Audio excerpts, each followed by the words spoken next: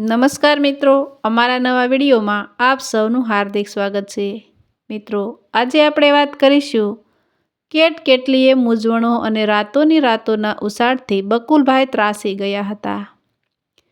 પહેલાં નોકરી ગઈ અને પછી ઘરની આર્થિક સ્થિતિ સાવ નબળી બની ગઈ હતી.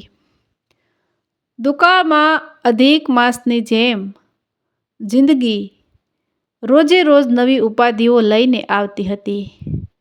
બાકી રહી ગયું હતું કે કોરોના થયો અને શરીરનું જોમ પણ લઈ ગયું.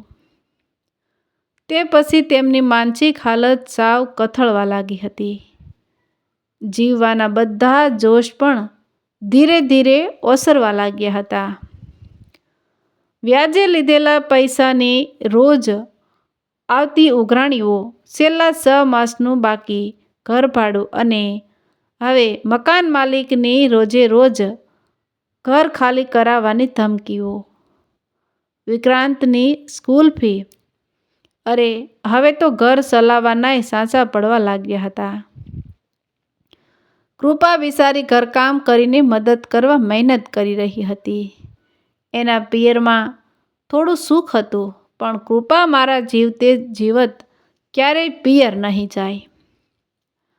પોતે એમની પાસેથી પહેલાં પણ મદદ લઈ ચૂક્યો હતો, એટલે હવે હાથ લંબાવવા શરમ આવતી હતી. જીવવાના બધા રસ્તાઓ ધીરે ધીરે બંધ થઈ રહ્યા હોય તેમ બકુલભાઈની માનસિક હાલત ધીરે ધીરે બગડી રહી હતી. એક દિવસ આખરે થાકીને બકુલભાઈએ સહેલો નિર્ણય કરીને ઘરની બહાર પગ મૂક્યો. ક્યાં જાવ છો? કૃપા એમને કંઈ કીધા વિના બહાર જતા જોઈ ઉંબરે આવીને બોલી, આ તો સંપલ તૂટી ગયું છે, જરા સંધાવી લાવો અને નોકરી માટે તપાસ કરી આવો. નજર મિલાવ્યા વિના બકુલભાઈ કૃપા તરફ પીઠ ફેરવીને ચાલ્યા ગયા. બકુલભાઈ શહેરના ધમધમતા વાતાવરણમાં દરરોજ કોઈ કામ માટે નીકળતા. કોઈ દી સારો હોય તો મજૂરી મળતી, નહીં તો નદી કિનારે બેસીને ખારસિંગ ખાઈને પાણી પી લેતા. આજે પણ એમને ખારસિંગનું પડીકું લીધું અને ધીરે ધીરે એક પછી એક શિંગદાણાને સાવ ખાલી પેટમાં પધરાવ્યા. ક્યારેક પેટ દુખી પણ જતું. એ દુઃખી જિંદગીના દુઃખોના પહાડ સામે તે સામાન્ય હતું. પડીકું ખાલી થયું અને તેના ફોતરા નીચે રહેલા જૂના છાપામાં એક ન્યૂઝ પર નજર ફરવા લાગી. આર્થિક તંગીથી કંટાળીને એક આધેડે નદીમાં કરી આત્મહત્યા. બકુલભાઈની નજર થોડીવાર તેમાં સોંટી અને પછી નદીના વહેતા પાણી તરફ જોઈ લીધું. એક ઊંડો શ્વાસ લઈને તે કાગળના ડોસાને મુઠ્ઠીમાં બંધ કરી નદીના પુલ તરફ આગળ વધ્યા. જ્યારે તે પુલની બરાબર મધ્યમાં આવ્યા ત્યારે નીચે ઉછળતા પાણી તરફ દ્રષ્ટિ કરી અને જિંદગીની અનેક નિરાશાના વમળો નીચેના પાણીમાં દેખાવા લાગ્યા. આ વમળો જ મારી બધી સમસ્યાનો અંત છે. હારી ગયો છું, હવે નહીં જીવાય. હૃદયનો વિલાપ અને અનોખા વહેતા આંસુ બકુલભાઈની જીવવાની ઈચ્છાને ધૂંધળી બનાવી રહ્યા હતા. પુલ પર પોતાના બંને હાથની હથેળી દબાવી અને કૂદી પડવા મન મક્કમ બન્યું. પુલ પર બધા પોતપોતાની જિંદગીમાં વ્યસ્ત હતા. તેમને આંખો મીચી અંદરથી એક ઊંડો વલોપાત ઉઠ્યો. ભગવાન પાસે મનોમન માફી માંગી. હાથમાં કોકડું વળી ગયેલા કાગળની અંદર આવતીકાલે પોતાની તસવીર છપાશે તેવું પણ દેખાઈ ગયું. છેલ્લે છેલ્લે વિક્રાંત અને કૃપાનો ચહેરો નજર સામે દેખાયો. જ્યાં મન જ હારી ગયું હોય ત્યાં આશાના કિરણો પણ અંધકારમય લાગતા હોય છે. એમ બકુલભાઈની સામે ઘોર અંધકાર જ બસ્યો હતો. કૃપાનો કાયમનો સાથ છોડીને અને વિક્રાંતને અનાથ મૂકીને તેમને આત્મહત્યા કરવાનું નક્કી જ કરી લીધું. એક પગ ઊંચો કર્યો અને કેળ જેટલી ઊંચી પુલની પાળી પર મૂક્યો. મોત માટે છેલ્લી છલાંગ ભરવાની ઘડી આવી પહોંચી હતી. ત્યાં જ એક નાનો છોકરો અચાનક જ બકુલભાઈની પાસે આવ્યો અને બોલ્યો, અંકલ, તમારું સંપલ તૂટી ગયું છે, લાવો સાંધી દઉં. અને એકાએક બકુલભાઈ ઘોર અંધકારમાંથી બહાર આવ્યા. પગ નીચે કર્યો. સામે વિક્રાંત જેવડા જ છોકરાને ઊભેલો જોઈને તે રડી પડ્યા. કેમ રડો છો અંકલ? મારી પાસે પૈસા નથી. બકુલભાઈ એટલું જ બોલી શક્યા અને હિબકા ભરાઈ ગયા.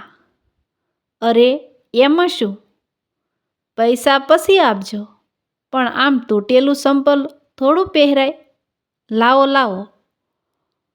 તેના શબ્દોમાં તાજગી હતી. પણ તું મને ક્યાં ઓળખે છે અને તારા પૈસા હું તને ક્યારે આપીશ એ પણ ખબર નથી. બકુલભાઈ તેની સાથે વાત કરતા થોડા સ્વસ્થ બન્યા. અરે અંકલ, તમે ટેન્શન બહુ લો છો. મારી ફી કાંઈ લાખોમાં થોડી છે કે તમે નહીં આપો તો હું મરી જઈશ. આ તમારું સંપલ સારું રહેશે તો તમે મને યાદ તો કરશો ને? એટલું એ ઘણું છે. લો આ જૂનું સંપલ પહેરો અને તમારું સંપલ લાવો. તેથી એક તૂટેલું સંપલ બકુલભાઈને આપ્યું અને પરાણે બકુલભાઈના પગનું સંપલ લઈ તેના કામે વળગી ગયો. બકુલભાઈ ત્યાં જ તેની પાસે બેસી ગયા. તે સારી રીતે કામ કરી રહ્યો હતો. બકુલભાઈ થોડી સેકન્ડ પહેલાંના ભૂતકાળમાં ગયા અને પોતે ખરેખર શું કરવા જઈ રહ્યા હતા તેનું ભાન થયું. હવે વિક્રાંત અને કૃપાનો ચહેરો પણ સ્પષ્ટ દેખાવા લાગ્યો હતો. તે ત્યારે આ છોકરાને કારણે જ આત્મહત્યા ના માર્ગેથી પાછા વળ્યા હતા. થોડીવારમાં જ તેને તેનું કામ પૂરું કર્યું. લો અંકલ, તમારું સંપલ. હવે 2 વર્ષ સુધી આ સંપલને કંઈ થાય તો મને કહેજો. તેને બકુલભાઈના સંપલને જ નહીં પણ તેમની જિંદગીને સાંધી આપી હતી. વાહ, સરસ કર્યું છે તે. હવે કહે કે કેટલા થયા? બકુલભાઈએ તેની ચમકતી આંખોમાં જોઈને કહ્યું, અંકલ, તમારી પાસે પૈસા જ નથી તો મને શું આપશો? તેના શબ્દોમાં મીઠાશની સાથે સચ્ચાઈ પણ રણકી રહી હતી. સારું, એટલું કહે કે તું ક્યાં મળીશ? આ પુલ પર સામે છેડે બેસું છું. તેને સહજ રીતે જવાબ આપ્યો. સારું, તો આ પુલ પર ફરી મળે ત્યારે કેટલા આપવાના થશે એ તો કહે. બકુલભાઈ હવે સંપૂર્ણ સ્વસ્થ હતા. તે થોડીવાર માટે બકુલભાઈની આંખમાં રહસ્યમય નજરે જોઈ રહ્યો અને પછી બોલ્યો, અંકલ, એક વાત કહું? ગમે તે થાય પણ આ રીતે આ પુલ પર બીજી વાર ન આવતા. મારે બસ એટલું જ જોઈએ છે. બકુલભાઈ તેના શબ્દોની અને તેની આંખોની ભાષા સમજી ચૂક્યા. અને સાવ નિશબ્દ તેની સામે તાકી રહ્યા. તે તેની ઉંમર કરતાં વધુ સમજદાર હતો. તે ઊભો થયો અને તેને તેની વસ્તુઓ તેના થેલામાં ફરી ગોઠવવા માંડી. બકુલભાઈએ તેમના પગમાં રહેલું તૂટેલું સંપલ તેને પાછું આપ્યું અને પૂછ્યું, તું સરસ સંપલ સાંધે છે, તો આ જૂના સંપલને કેમ નથી સાંધી દેતો? એ મારા સંપલની યાદગીરી છે, એ મારા પપ્પાની યાદગીરી છે. એટલું કહેતા જ તેના આંખમાં જળજળિયા આવી ગયા અને મોં ફેરવી લીધું. કેમ? તારા પપ્પા ક્યાં છે? બકુલભાઈને તેની વાતમાં રસ જાગ્યો. તેને નદી તરફ મોં રાખીને જવાબ આપ્યો, 10 દિવસ પહેલાં જ આ નદીમાંથી એમની લાશ મળી હતી. એમને આ પુલ પરથી જ આત્મહત્યા કરી હતી. છાપામાં પણ આવ્યું હતું. એમના એક પગનું આ તૂટેલું સંપલ અહીં રહી ગયું હતું. તે અહીં સામે જ વર્ષોથી બૂટ પોલિશ કરતા હતા. કોરોનામાં ઘરની હાલત બગડી ગઈ. એ સહન ન કરી શક્યા અને એમને. તે રડી રહ્યો હતો, પણ થોડી વારમાં જ તે ફરી સ્વસ્થ થઈને બોલ્યો, આ પુલ પર કેટલાય આવે છે અને પોતાની જિંદગી ટૂંકાવી તેના પરિવારને અપાર દુઃખમાં મૂકીને એકલા સુખી થવા ચાલ્યા જાય છે. પણ એમને ક્યાં ખબર હોય છે કે એમના ગયા પછી દુઃખ ઉલટાનું વધે છે. એ પછી મને થયું કે હું અહીં જ આમ તેમ ફરતો રહીશ અને કોઈ પણ આત્મહત્યા કરવા આવે તો તેને બચાવવા હું મથતો રહીશ. કોઈની તૂટેલી જિંદગીને ફરી સાંધી આપવા પ્રયત્ન કરીશ. તેનો ડૂમો બાજી ગયો હતો એટલે તે ત્યાંથી ચાલતો થયો. બકુલભાઈ તેને સાંભળ્યા પછી પોતાની ભૂલ સમજી ચૂક્યા હતા અને સરખી રીતે પોતાના સંધાયેલા સંપલને જોઈને પોતાની ભૂલ બદલ રડી પડ્યા. તો મિત્રો, આવા જ નવા વિડીયો જોવા માટે અમારી ચેનલ લાઇક, શેર અને સબસ્ક્રાઈબ કરજો. વિડીયો સાંભળવા બદલ ધન્યવાદ. તો મિત્રો, મળશું એક નવા વિડીયો સાથે. ત્યાં સુધી આવજો.